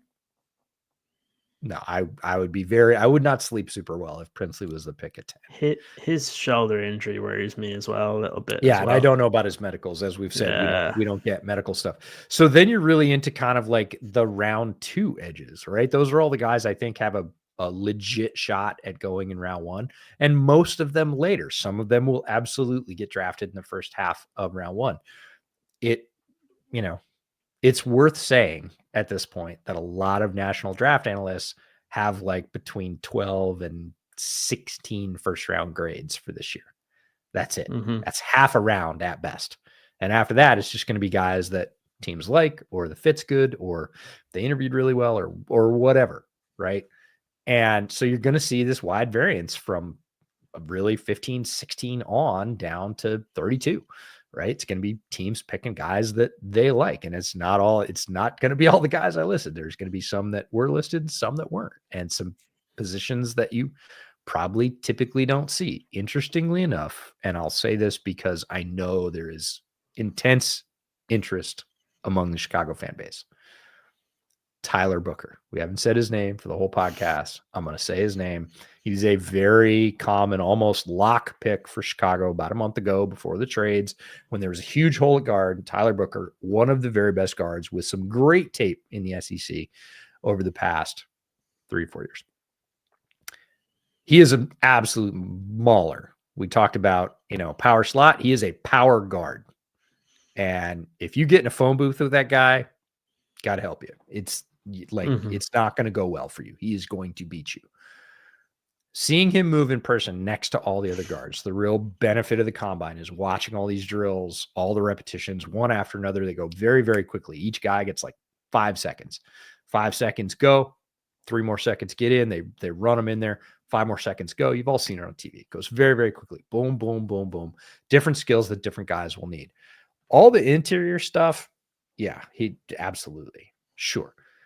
You want that guy to run outside zone a lot, and Ben Johnson does. That is, you can't have both, right? If you just signed Drew Dalman in free agency and he is your guy that can reach a 3-tech and run outside zone, Tyler Booker's not really a fit with what you want to do.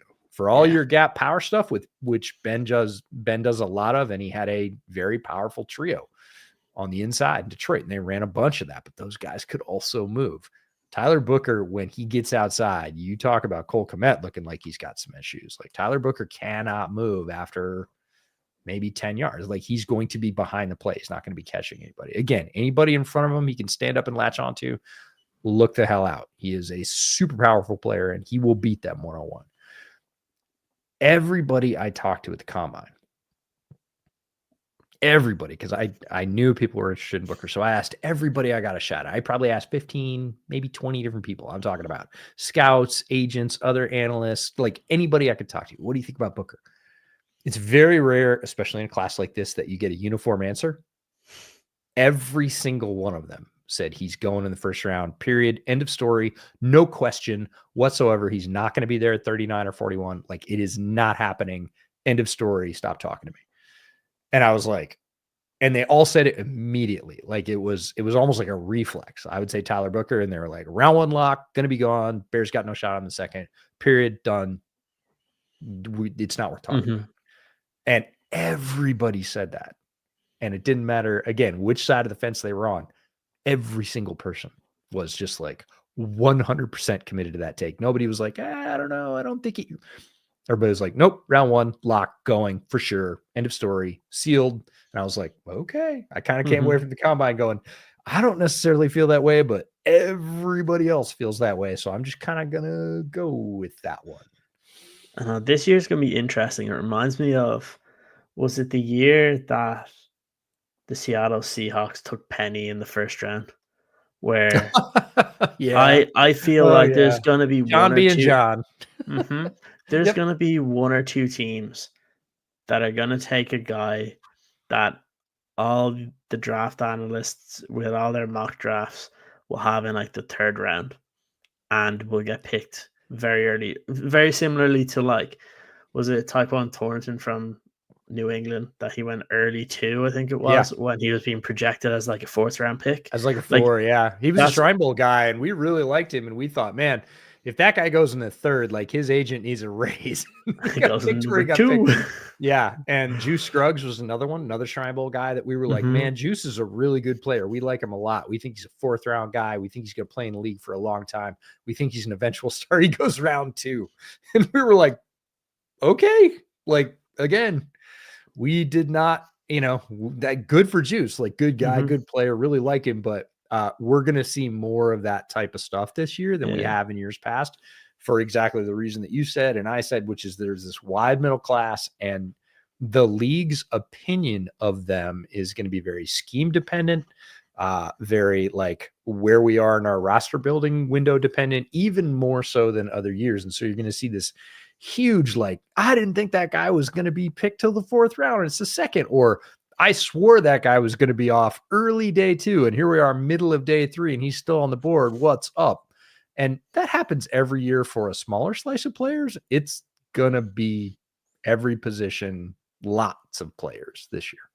I'm going to ask a question because I keep getting this as well from a lot of Bears fans when they talk about 10 on players they want to see at that position. I know we had a good conversation about this the last day, but Mason Graham from Michigan is a guy that I've seen a lot of people talking about, hoping that he falls down to 10 and stuff. Yep. And I guess my question for you is, did you hear much about him at the combine from kind of people talking? I know I've always kind of looked at this kind of draft class that unless you fall in love with a defensive tackle early on because of the strength of that position, it's probably not one you need to force at 10, and you can get a guy in round 2, in round 3. Even if you're looking for a specific role later on in the draft, you can find somebody. But if you love a guy like Mason Graham, I wonder if that's an option. But I guess I'll leave it up to you. Did you hear much about him at the combine? I did, and it was not the Tyler Booker response. Let's put it that way. Now, people, look, don't panic. Mason Graham's going in the first round. That's not what I'm talking about. But in terms of people that are like, oh, he's a guaranteed top 10 lock, there were definitely dissenters to that opinion. Now, they came more from one side of the fence than the other, but and look, teams are never going to go, oh, on our board, he's number 7. Like, that's not how that works. But there was definitely more of a spread of opinion about him. And I think after the testing, that became clear. And it is important to note that there are 2 different perceptions. The reason I wanted to say like a league perception on Tyler Booker, which is a sort of an overarching term, was so unanimous, is just that it's unanimous. And you very rarely find that on any player. You always find somebody that's like, nah, he doesn't fit with us, or I don't like his work ethic, or this or that or the other thing. And they say no. Everybody I talked to said, nope, Tyler Brooker, first round lock. And I was like, that was not the case with Mason Graham in terms of like the top 15 even. Some people were like, yes, he's absolutely going in the first round. It's more of a buyer likes the flavor sort of assessment. Now, I think that's true because he tested well for a defensive tackle. He's not an all-world freak. In fact, his line mate, Kenneth Grant, is far more freaky athletically than he is. In terms of size and explosiveness, certainly length of arms, which again, people are if you're going to worry about it for the offensive line, you got to worry about it for the defensive line. He's a good player. Like, I like him. He plays really hard. He reminds me a little bit of Braden Fisk. I know a lot of people say, oh, he's way better than Braden Fisk. I don't know. I was super high on Braden Fisk. He was a gem for me last year. Like, and that played out when he got to LA. They put him in a good system and he played really well for them too. I think if Mason Graham had that in his rookie year, both Mason Graham supporters and the team that picked him would be really happy. If he had a Braden Fisk-like rookie year, I think everybody would be thrilled. Do I feel, again, I always go back to would I sleep really well if the Bears picked Mason Graham at 10? I wouldn't. I wouldn't lose a lot of sleep over it, but I wouldn't be like, oh, I'm sleeping like a baby. I'm so sure I know how that's going to work. He's a good player, plays really hard, uses his hands ferociously, sort of endlessly throughout the play. That's the way he makes a lot of his own luck. Is he doesn't throw one or two moves and quit. He throws moves and moves and moves. He just keeps his hands moving. It's like swinging hammers. He just continually does it throughout the play so that he's always trying to break contact. And you might say, well, everybody should do that. Well, yeah, everybody should. Not very many do. He's very good at that. But he is squatty. He doesn't have super long arms. His pass rush repertoire is, decent. I wouldn't say it's outstanding. I wouldn't say it's terrible. Like, he's a good, solid, tough, hard playing defensive tackle. Is he a top 10 lock for me? He's not. There's other things I might want to bet on. And you mentioned Walter Nolan earlier. Like, Walter Nolan is he has all the physical stuff and he has one of the most diverse interior defensive tackle reps that I've seen from a college player in a while. Like, he wins a bunch of different ways and he does it all the time. It's not like, oh, he did it this one time. He used the spin move this one time. I don't care if he used it one time. Like, you see him beat SEC talent left and right with 4, 5, 6 different moves all the time. That's a tough guy to handle. That's a tough guy to prepare for. And he's also very physically talented on top of that. So, there are guys that I feel better and worse about, but I'm with you. If you don't get a defensive tackle in the first round, like, don't panic. You're going to have a shot in the second. You're going to have a shot in the third. You might even have a shot in the fourth.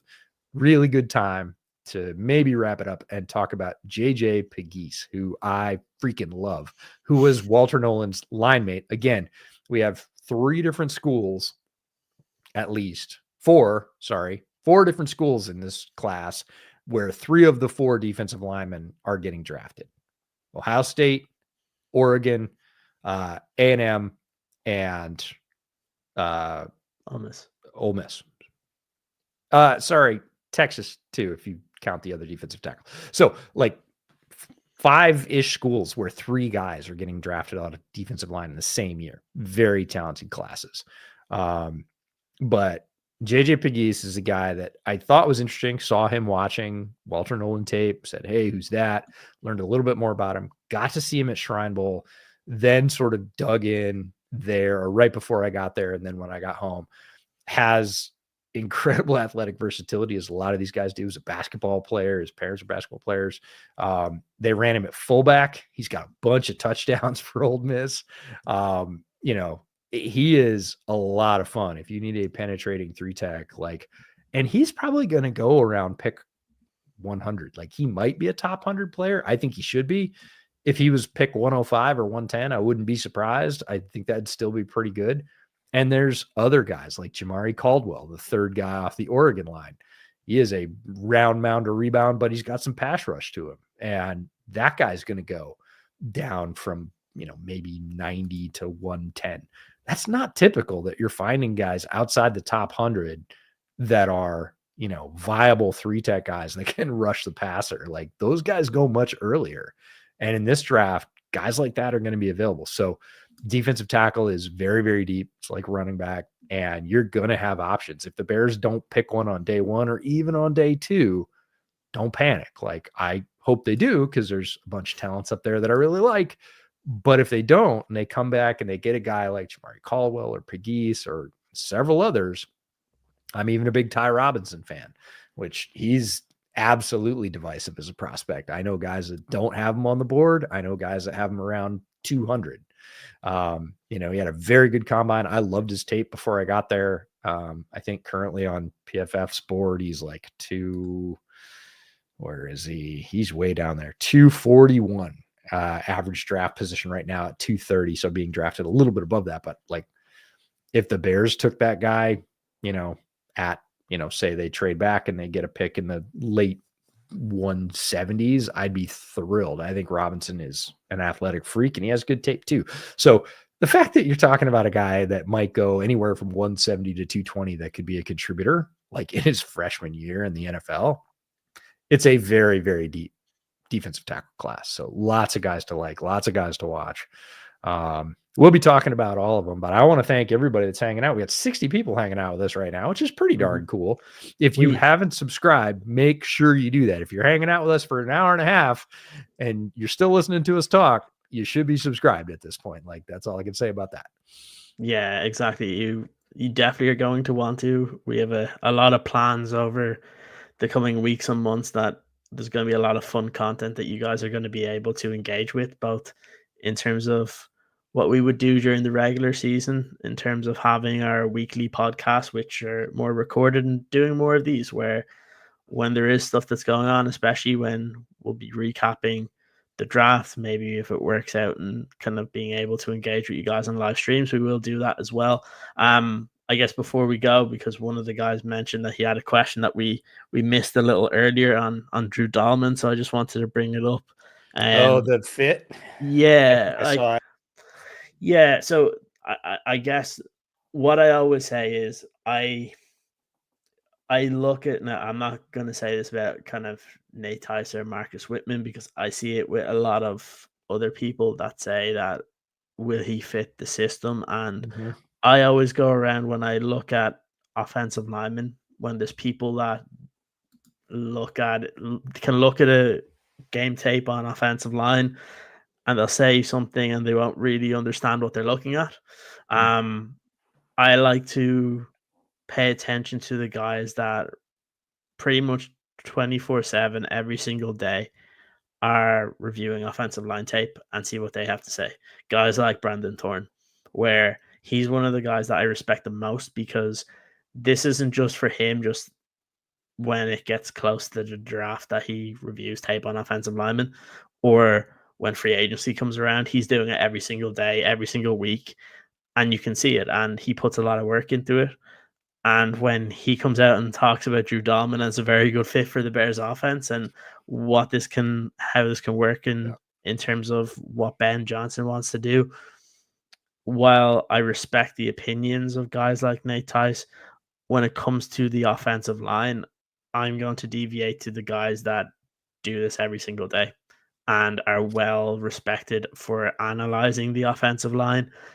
And I would be much more concerned if a guy like Brandon Thorne was worried about the fit.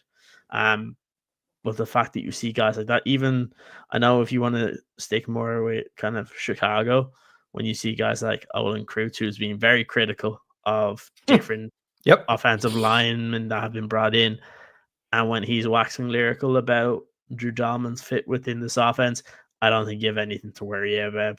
Like I always say, part of it is obviously, yes, you need to fit the scheme that the coach wants to run. But when it comes to offensive line and defensive line, a lot of it as well is your mentality on your line. Like, what did Ben Johnson say? He wants gritty players on the offensive line. I'm very much of the same opinion. I want a guy that every single play wants to shove the defensive lineman's face in the dirt. And like those are the type of guys, but also you need a little bit of the technician. But the key for Dalman, for me, and we didn't really speak about it too much earlier, but the key for me, and Ben Johnson mentioned it, is his intelligence. Like when you have a guy so early into his career, like calling the plays, calling the shots, or when it comes to the running game, like you heard people talk about him as he was the guy that would be kind of calling up some of the protections in terms of the offensive line, but then also basically letting the quarterback know what the defense is doing. Like when you have a center truly being the captain of the offensive line, but also doing things that make things so much easier on the quarterback, less the quarterback has to worry about. And that's something that he mentioned. That's invaluable for a center because not all centers in the NFL do that. They don't make it as easy as you would like it on the quarterback. But what I like to hear from him today is his goal is to make the job of the quarterback easy, that they have less to focus on. Yeah. And for me, that was a key because I've always said, yes, you need somebody that is a very physical player at the center position that is very good at snapping the football. But also, the most important thing is that they're intelligent because they need to be able to diagnose what the defense is doing and be able to communicate that to the quarterback, but also to the guys to the left and right of him. And the fact he's been doing that for the last 3 seasons in Atlanta, like, I think you got to be very excited about what the Bears have done in that position. And overall, this is why there's so much kind of positivity moving forward to the draft, and we're looking at this team being like, it's good right now. What players are you going to be able to bring in here to increase the competition to make it better than good? And I think that's what's going to be very, very interesting over the coming weeks. Of first of all, who are they going to bring in for those important visits? I've had a I've had a couple of people that follow different that do a lot of the draft stuff and keep saying so and so is coming in for a visit. But I'm like, I'm not putting it out there until until it's actually confirmed because I hate when that happens. But players that we've mentioned today, there's been rumors of them potentially coming into the building. I think the only one that's been reported really has been Ashton Jeanty so far. Go But figure. Go figure. But Yeah. there's a couple of guys that we've talking about today around kind of the 10 position that now I think it's kind of the same sort of accounts that will tweet it out, and reliable guys that have been very good in previous years that have mentioned it. But again, I think what we'll do is we'll probably find out that probably over the next kind of week or two when the pro days really get into the thick of it. I know we saw there was the Georgia pro day recently. I think you're going to find out very, very soon once these pro days start to ramp up and the majority of them are over. That's when you're going to start to hear about all these 30 visits, and you'll get all those information very, very quickly. Yeah, and I wouldn't put too much stock in a 30 visit because teams draft guys that they don't bring in for 30 visits because they have all the info they need and they don't want to like pull extra attention to them. They bring in guys that they are not going to draft on 30 visits. A few of them, sometimes different teams will pull them in to basically make it look like they're very interested, to try and drum up interest, even though they know they're not going to draft them. They also will reserve a section of those for players down the board who maybe they just haven't had enough time with, or, they wanted to get him in to work with their coaches and their coach couldn't make it to their pro day or something like that. So 30 visits are kind of all over the board for all different teams. They're used for lots of different things. So it's not like, oh, they brought him in for a 30 visit. That's a draft guy. Do you know who the last 30 visit was last year? The last one? No, I don't remember. It was a day before they had to finish up bringing guys in. It was Austin Booker. Yeah, well, that's a good one. Yeah. So no, I was a big Austin Booker fan. But again, they had to trade back up to get him. And maybe that was the sort of, assurance they needed to do that, to say, hey, is this worth next year's pick? Just going back to the offensive line thing for a second, because it puts me in a goofy spot because I actually know all three of those guys. I ended up having breakfast with Brandon at the combine. We went out to breakfast on Saturday and he texted me on Friday night. He says, is it okay if Duke comes? Duke Manyweather. And I was like, Yes. Yeah. Like, of course. So Duke and Brandon and I went out to breakfast and we talked about Will Campbell and, talked about potential fits for Dalman and everything else. He's come out. Brandon has since come out and said Dalman, he likes the fit very much. I saw Nate at the combine as well. We talked. We didn't talk about Drew specifically, but people can have concerns. I saw Marcus as well. Marcus drove up for one day. He lives not super close, made a pretty long drive to be there for one day, but I saw all three of those guys. So again, differing opinions are always great. But when somebody says, hey, here are the skills that they're going to need, it's the same thing with the draft, right? It's a classic question. Can they do it? And they just weren't asked to, or can they not do it? Right? Because the classic one is like running backs catching the football, right? Some college programs just do not throw to running backs. They were the starter for 3 years. They have 20 total catches over 3 years. They caught the ball like 7 times a year. So you might say, oh, that guy can't catch. You go to the combine, that guy catches like a wide receiver. Turns out he used to be a wide receiver. You're like, oh, he can catch. They just didn't ask him to. It's kind of the same with Drew Dalman in Atlanta. Atlanta scheme asked him and coached him to do one set of things. Doesn't mean he can't do other things or has never done them. Means most recently in Atlanta, which is always the tape they bring up when they're saying, oh, he can't do this. Like, he's going to be coached differently and asked to do different things. One of the hardest things to do in football, not just for an offensive lineman, is reach a 3-tech as a center. If you're trying to reach a 3-0 outside 3-tech, right? Not very many guys can do that reliably. It is a very tough block. Talk to interior offensive linemen, talk to centers. It's the one they hate. They're like, oh man, they hear that play call and they're like, oh, I got to get that guy. Like, if I don't hook that guy, this play's over, and I got to get him, and he's really quick. Dalman can hook a 3-tech reliably. Like, it is a very hard thing to do. He does it all the time. Ben's going to rely on that. And he's got a couple of brutes on either side of him. Like, Tunney and Jackson are not pushovers. So he's going to have help on a lot of those duos, right? They're going to ask him to do a lot of duo blocks. The other guy happens to be an absolute bruiser. Not that Dalman's a weakling. He's not. But when people say, oh, well, he wasn't asked to do that, I don't know if he can. I don't know if it fits great. I think we're going to be fine. If you're looking at people that rate centers, Dalman was anywhere between 4, and the worst I saw was 9th in the league. Yeah. Compared to what you've seen at center in Chicago, folks, this is a light year upgrade. So yeah, all three of those guys know and respect them. I'm friends with all three of them. Again, people are going to look at draft prospects. They're going to look at free agency pickups. They're going to look at coaching changes.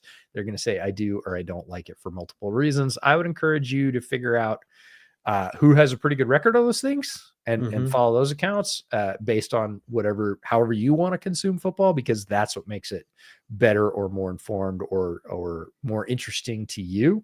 I wouldn't point you at a certain source and say they're the only source ever, because football is varied and diverse, and you can be right and wrong kind of at the same time. So find the folks you like that you feel like hit it more than they don't. And we'll go from there. And next time, I'll tell you my Shane Waldron story. Oh boy. I did not interfere with Mr. Waldron, but he did walk right in front of me at the combine kind of unexpectedly. I was walking out of a place and he was right there. And that's kind of the thing the combine provides. You're like, oh, look, it's Shane Waldron. There's things I'd like to say. I need to remain professional. I'm not going to say them. Let's keep moving. So good times. Was it you, stupid bottom? I did not. I control myself. I know some other people who did not control themselves as well, but to each their own. Look, it's a job. Everybody's got a job. He's got a new job. People move on. I saw Jennifer King as well, which is a happier story. Like, Jennifer King was the running back coach for the Bears last year. She's awesome. She's amazing. I saw her last year at the combine. She'd just been hired by the Bears. And I said, hey, coach, I saw you coach at the Shrine Bowl. I'm a big fan of your work and what you did with those players. And I'm really happy you're in Chicago. I saw her again this year, and she was, she remembered me, and she was just as happy, even though she's moved on and she has a different job. She was like, hey man, how you doing? And we talked for 5 or 10 minutes. It was great. And then I swear to God, I was on the exact same corner of the exact same bar that I met her at last year. And I turned around and Eric Bieniemy walked in. Legend. And I'm like, okay, this is apparently the corner I stand at if I want to meet the Bears running back coach. So Bieniemy's back, and I got to meet Like him as well. I'll So be like, pretty cool. be enemy. So wink yes for Ashton Jeanty, or I wink twice for we no. didn't get into personnel. I just told him that I was extremely happy that basically he took a demotion to join this staff, right? Mhm. He took professionally, he took a step down to be on the staff. And I said, I'm really excited that a coach with your experience is going to be in the room. Like, I don't Yeah. really care in what capacity. Like, I'm thrilled about that. So, yeah, we had a pretty good conversation. He's a good dude. Anyways, next time, more stories from the combine, more draft talk for sure, because that's what you're all here for. And we know it. We will be having some guests. Kieran alluded to it. I don't want to name drop right yet because they're not confirmed, but lots of people have said that they're going to come on between now and draft time. So we will Mhm. work those out and let you know in advance when those are confirmed. But we've got lots more coming. So make sure you're subscribed. Thanks for hanging out with us tonight. We deeply appreciate it. And we'll be back fairly soon. We don't have the next one scheduled yet, but it won't be too long because I have a feeling Bears are going to keep making news at this point. It's starting to be a habit with them.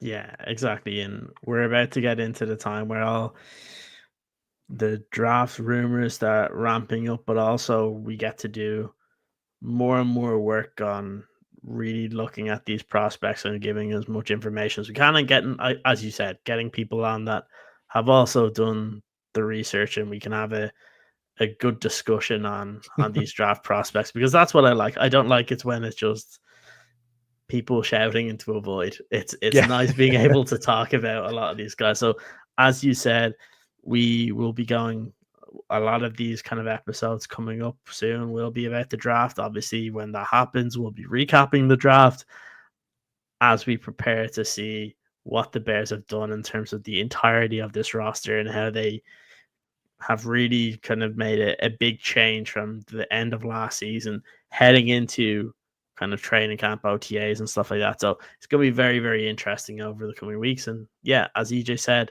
please do subscribe. Please do like the video as well. And the other thing is, tell your friends about the podcast, because again, there's going to be a lot of stuff that's coming over the coming weeks. So we would really appreciate all you guys kind of being actively involved, as you guys have been in these live streams we've had the last couple of weeks, but also to help us get to that 1,000 subscriber mark would be great. Yep. We need 1K. 1K allows us to unlock some stuff on YouTube so we can bring you even more features. So be sure to do that if you haven't. But if you're just here commenting and kicking it in the chat, we appreciate that as well. It's great to have that lively conversation. We love having it with you just as much as we love having it with all the analysts and guests around the industry. But for now, that's going to be it. And we will see you all very soon. Nice. Cool. Stream is done.